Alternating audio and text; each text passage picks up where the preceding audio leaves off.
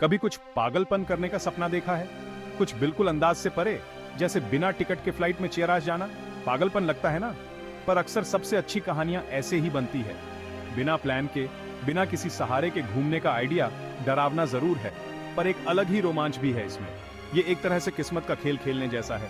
ऊपर उठोगे या गिर के चकनाचूर हो जाओगे। यही तो मजा है, पता नहीं क्या होगा।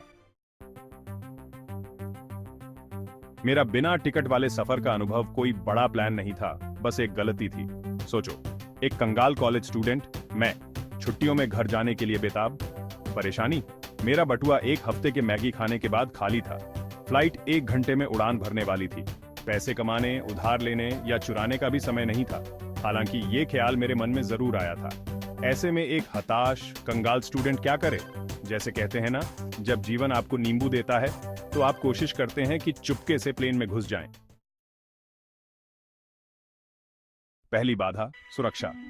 मुझे बोर्डिंग पास चाहिए था, कोई भी बोर्डिंग पास। मैं चेक इन काउंटर के पास मंडराता रहा, किसी भूले भटके प्रिंट आउट की उम्मीद में। तभी मेरे फरिश्ते ने एंट्री मारी, एक परेशान बिजनेसमैन के रूप में। उसने अपना बोर्डिंग पास गिरा दिया। मैंने उसे उठा लिया। मेरा दिल ढोल की तरह बज रहा था। अब नहीं तो कभी नहीं। वो बिजनेसमैन, भगवान उसका भला करे, अपने फोन पर चिल्लाने में इतना व्यस्त था कि उसने मुझे देखा तक नहीं। सुरक्षा जांच तो हैरानी की बात है, बहुत आसान थी। ऑफिसर ने बोर्डिंग पास पर मुश्किल से ही नजर डाली। मेरी आईडी तो चेक ही नहीं की। शायद मेरा मासूम चेहरा काम कर गया, या शायद उस एयरपोर्ट की सुरक्षा इतनी खराब थी। कारण जो भी हो, मैं अंदर था। मैं तो मेटल डिटेक्टर से भी ऐसे गुजरा जैसे कुछ हुआ ही ना हो। मुझे ऐसा लग रहा था जैसे मैंने नामुमकिन को मुमकिन कर दिया हो। मुझे क्या पता था कि असली चुनौती अभी बाकी है। गेट पर भीड़ लगी हुई थी। लोग अपने अपने गंतव्य की ओर जाने के लिए बेसब्री से इंतजार कर रहे थे। हर किसी के चेहरे पर एक अलग ही कहानी लिखी हुई थी। हर तरफ लोग, घोषणाएं हो रही थी। चारों तरफ अधीरता और महंगी कॉफी की गंध। कुछ लोग अपने फोन में व्यस्त थे, तो कुछ लोग अपने बच्चों को संभालने में लगे हुए थे। मैंने भीड़ में घुलने की कोशिश की, ऐसा दिखाने की कोशिश की जैसे मैं भी उनमें से एक हूं। लेकिन अंदर ही अंदर मैं बहुत घबराया हुआ था, जो कि आसान नहीं था, क्योंकि मैंने कल वाले ही कपड़े पहने थे और मेरे चेहरे पर हवाई जहाज के पंखों से भी ज्यादा चौड़ी मुस्कान थी। मेरे कपड़े भी कुछ खास नहीं थे और मेरी मुस्कान मेरी असली भावनाओं को छुपाने में नाकाम थी। मिनट घंटों में बदल गए। फ्लाइट लेट हो गई। हर गुजरते मिनट के साथ मेरी बेचैनी बढ़ती जा रही थी। मेरा शुरुआती उत्साह अब चिंता में बदलने लगा था। क्या मैं सही कर रहा था? क्या मुझे यहाँ होना चाहिए था? मैं कर क्या रहा था? ये तो पागलपन था। मेरे मन में सवालों का तूफान चल रहा था। शायद मुझे बस सब कुछ सच सच बता देना चाहिए, और लेकिन क्या सच बताने से सब कुछ ठीक हो जाएगा? क्या मैं अपनी भावनाओं को सही तरीके से व्यक्त कर पाऊंगा? मैंने अपने बोर्डिंग पास को देखा और सोचा कि क्या मैं सही निर्णय ले रहा हूँ। मेरे पास समय था, लेकिन क्या मैं इसे सही तरीके से उपयोग कर रहा था? मैंने गहरी सांस ली और खुद को शांत करने की कोशिश की। शायद मुझे बस अपने दिल की सुननी चाहिए और जो सही लगे वही करना चाहिए।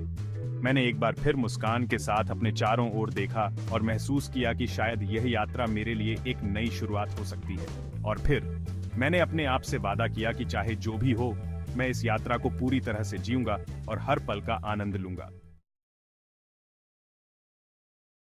और इस असुविधा के लिए हम क्षमा चाहते हैं। घोषणा ने मुझे वापस हकीकत में ला दिया। बोर्डिंग शुरू हो रही थी। मेरा दिल जोर से धड़कने लगा। मैं कतार में लग गया। मेरे हाथ में पकड़े बोर्डिंग पास पर पसीना आ रहा था। अटेंडेंट ने मेरा टिकट स्कैन किया। बीप। वो भौहें चढ़ाकर मुझे देखा, फिर स्कैनर को देखा। मेरे अंदर सब कुछ ठंडा पड़ गया। फिर उसने अपने कंधे उचका दिए, मुझे पास थमाते हुए कहा, अपनी फ्लाइट का आनंद लें सर। लग रहा था किस्मत मेरे साथ है।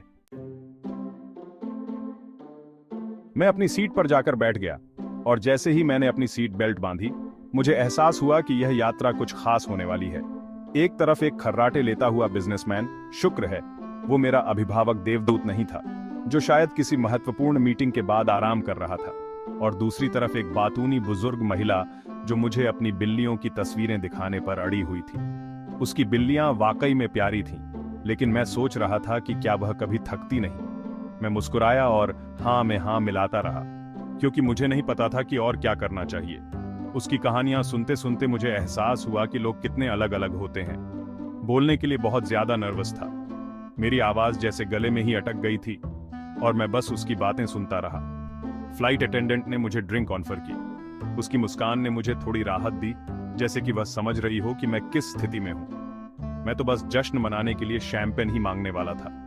आखिरकार यह एक लंबी यात्रा थी और मुझे कुछ खास चाहिए था, लेकिन मेरा गला सहारा रेगिस्तान से भी ज्यादा सूखा हुआ था और मुझे लगा कि अगर मैंने शैंपेन पी तो शायद मेरी प्यास और बढ़ जाएगी। इसलिए मैंने पानी का एक छोटा सा कप ले लिया। वह पानी का कप मेरे लिए किसी अमृत से कम नहीं था। उसकी चुस्की लेते हुए मुझे ऐसा लगा जैसे मैंने कोई जंग जीत ली हो। वह पानी मेरे गले से नीचे उतरते ही मुझे एक नई ऊर्जा का एहसास हुआ। मैंने खिड़की से बाहर देखा और बादलों के बीच से झांकती सूरज की किरणें मुझे एक नई उम्मीद दे रही थी। ये यात्रा शायद मेरे जीवन की सबसे यादगार यात्राओं में से एक होने वाली थी। मैंने अपनी आंखें बंद की और उस पल का आनंद लेने की कोशिश की। मेरे मन में कई विचार आ रहे थे, लेकिन मैंने उन्हें शांत करने की कोशिश की। थोड़ी देर बाद फ्लाइट अटेंडेंट ने स्नैक्स सर्व किए। मैंने एक पैकेट चिप्स लिया और उसे खोलते ही उसकी खुशबू ने मुझे और भी खुश कर दिया। चिप्स खाते हुए मुझे लगा कि यह यात्रा वाकई में खास है। शायद यह छोटी छोटी चीजें ही हैं जो जीवन को इतना खास बनाती हैं। जैसे जैसे विमान आसमान में ऊंचाई पर उड़ता गया, मेरे मन में एक नई उमंग और उत्साह भरता गया। यह यात्रा मेरे लिए एक नई शुरुआत का संकेत थी।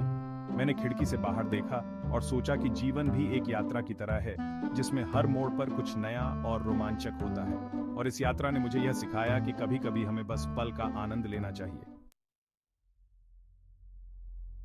उड़ान अपने आप में घटनाहीन थी। हमें थोड़ा टर्ब्यूलेंस का सामना करना पड़ा और मैंने आर्मरेस्ट को कस के पकड़ लिया। मुझे यकीन हो गया था कि अब मेरा भंडाफोड़ होने वाला है, लेकिन प्लेन क्रैश नहीं हुआ। मैं पकड़ा नहीं गया और उस बुजुर्ग महिला की बिल्लियां जाहिर तौर पर बहुत ही अच्छी थीं। जैसे ही हम नीचे उतरने लगे, मुझे बहुत सुकून मिला। मैंने कर दिखाया था। मैंने, एक कंगाल कॉलेज स्टूडेंट ने, बिना टिकट के पूरे देश की उड़ान भरी थी। ये बेतुका था, ये लापरवाह था, ये एक तरह से अद्भुत था। प्लेन से उतरते हुए मैं खुद को एक अलग ही इंसान जैसा महसूस कर रहा था। ज्यादा आत्मविश्वासी, ज्यादा साहसी और शायद थोड़ा ज्यादा ऐसा कि मेरा नाम किसी लिस्ट में आ जाए। लेकिन हाँ, कम से कम मेरे पास सुनाने के लिए एक अच्छी कहानी तो थी। बाद में मुझे थोड़ा अपराध बोध भी हुआ। बेशक मैंने जो किया वो गलत था, गैरकानूनी भी, लेकिन उसका रोमांच, उसकी हिम्मत, वो सब बहुत दिनों तक मेरे साथ रहा। क्या मैं पकड़ा गया? मान लो कि एयरलाइन का फोन आया था। पता चला कि अपना बोर्डिंग पास सिक्योरिटी पर छोड़ना एक बुरा आइडिया है। किसे पता था? आखिरकार मुझे टिकट के पैसे तो देने ही पड़े, साथ में भारी जुर्माना भी। क्या यह इसके लायक था? बहस का विषय है, लेकिन कहानी तो मशहूर हो गई। मेरे दोस्तों को यकीन ही नहीं हुआ। मेरे माता पिता, ठीक है, वे इतने प्रभावित नहीं हुए, लेकिन हर परिवार में एक काला भेड़ तो होता ही है ना? क्या मैं किसी को भी प्लेन में चुपके से चढ़ने की सलाह दूंगा? शायद नहीं, बिल्कुल नहीं। ये गैरकानूनी है, ये खतरनाक है और ये वाकई आपके तनाव के लायक नहीं है।